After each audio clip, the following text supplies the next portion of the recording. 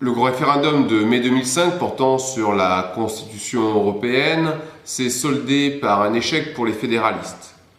Aujourd'hui, le Brexit, effectivement, pose aussi énormément de questionnements sur la construction politique qui avait émergé dans le ressac de la Seconde Guerre mondiale.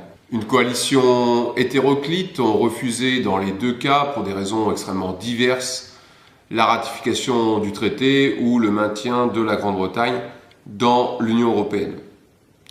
Cependant, le Parlement ratifia quelques mois plus tard le traité de Lisbonne décidé entre chefs d'État et de gouvernement. Ce traité reprenait pour l'essentiel le texte rejeté par la population française et d'autres peuples d'Europe. Aujourd'hui, le Brexit, acté par 52% des Britanniques, est contesté et certains parlent déjà de refaire un vote.